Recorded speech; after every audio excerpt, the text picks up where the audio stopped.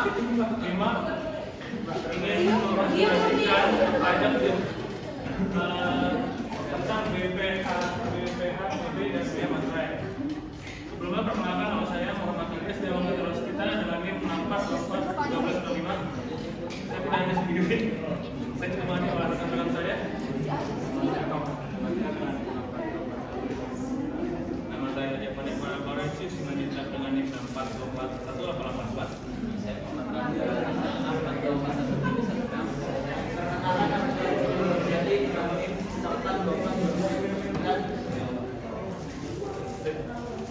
Oke, untuk mempersingkat waktu, kita masuk ke materi sendiri.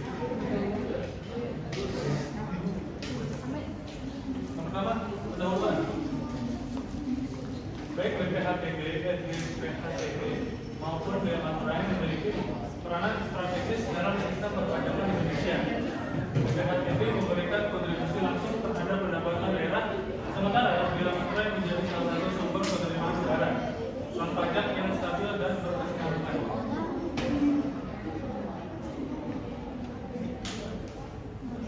Selanjutnya ada pengertian BPHTB. Bea perolehan hak atas tanah dan bangunan merupakan pajak atas perolehan hak atas tanah dan atau bangunan. BPHTB adalah singkatan dari Bea perolehan hak atas tanah dan bangunan. Secara sederhana, BPHTB merupakan pajak yang pemungutannya dilakukan oleh pemerintah daerah kepada orang pribadi atau badan yang memperoleh hak atas tanah dan atau bangunan. Perolehan hak ini bisa terjadi melalui berbagai cara seperti jual beli, hibah, waris, tukar menukar, pembebasan hak, jalan atau hingga hadir.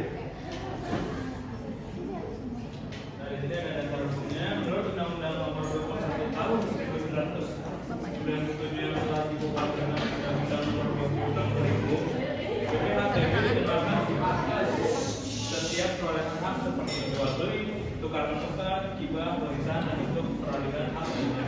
Yang pertama ada Undang-Undang Nomor 21 Tahun 1997 tentang bea perolehan hak atas tanah dan bangunan.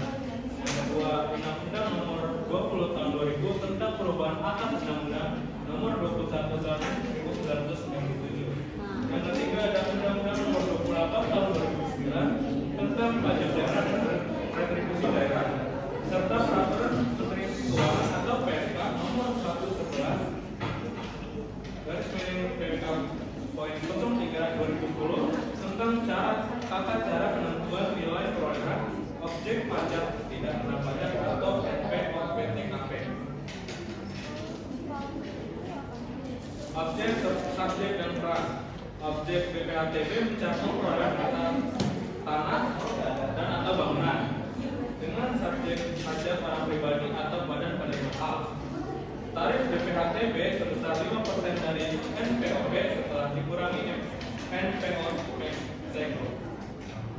yang berbeda di tiap daerah. BPHTB berkontribusi signifikan terhadap PAD mencapai 15 sampai 20% di kota-kota besar. Ini ada pengertian Bea Materai. Bea Materai adalah pajak atas dokumen sebagaimana diatur dalam Undang-Undang Nomor 6 Nomor 10 Tahun 2020 tentang Bea Materai. Bea ini dikenakan terhadap dokumen kertas maupun dokumen elektronik yang digunakan sebagai bukti perdata. Ada dasar hukumnya. Yang pertama ada Undang-Undang Nomor 10 Tahun 2020 tentang Bea Materai.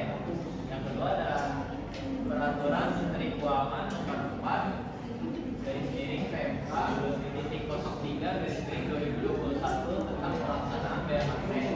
Yang ketiga ada Peraturan Direktur Jenderal Pajak Nomor PR 24 garis miring PJ garis miring 2021 tentang tata cara dan penggunaan materai dan ekonomi.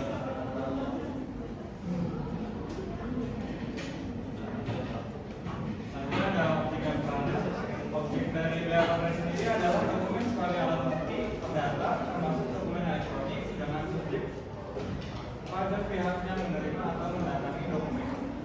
Tarif Bea Materai biasanya ditetapkan dari 10.000 per dokumen, yaitu penerimaan Bea Materai meningkat meningkat 13,4% daripada tahun 2022 setelah penerapan e-materai atau elektronik materai yang menunjukkan efektivitas digitalisasi pajak.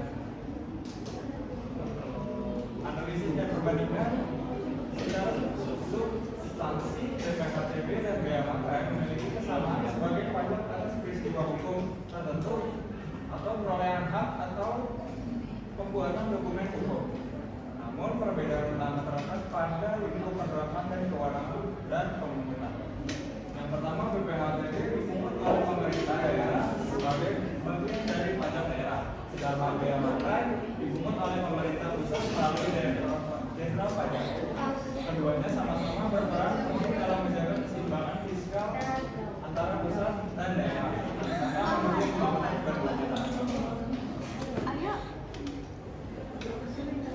Mekanisme pemungutan dan pelaksanaan BPHTB dipungut oleh pemerintah daerah sistem asesmen dengan verifikasi Bapenda tarif 5% dari NPOP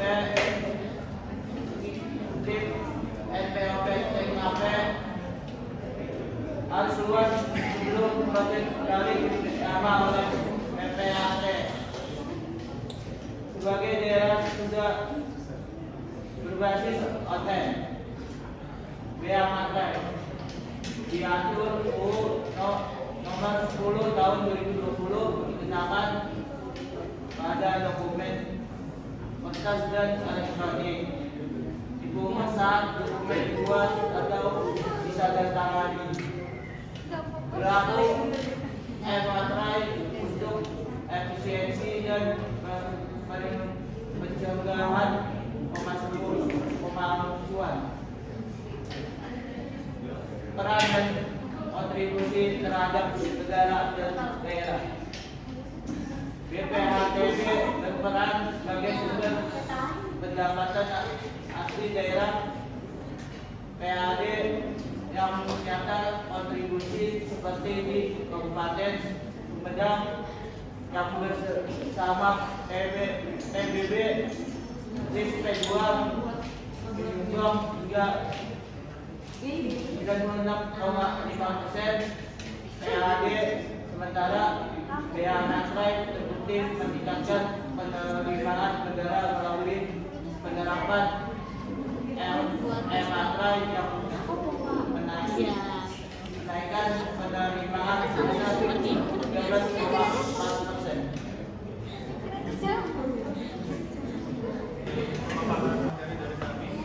Kami membuka sesi pertanyaan karena sudah waktu hanya untuk satu orang. Ada pertanyaan silakan. Berondrong. Kenalkan, nama saya Dimas Nugroho dari kelompok 9. Ini saya ingin menanyakan mengapa BPHTB digolongkan sebagai pajak daerah? Apa implikasinya bagi pendapatan daerah? Untuk yang sudah bertanya, izinkan kami untuk mendiskusikan jawaban terlebih dahulu. Terima kasih.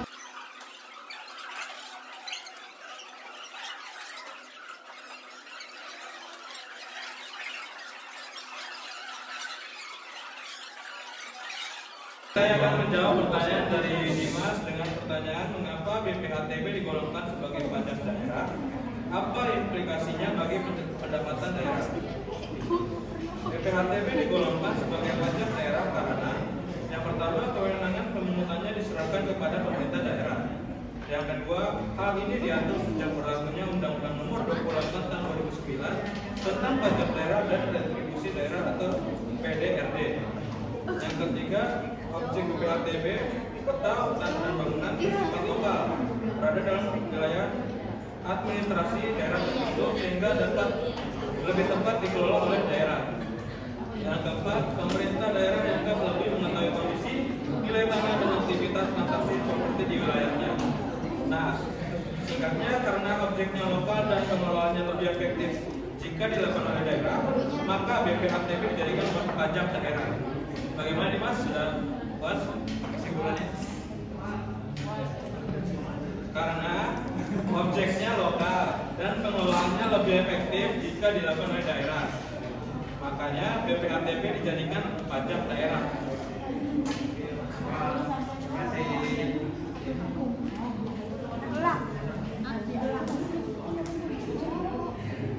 Sekian presentasi dari kelompok kami. Mohon dimaafkan jika ada kekurangan.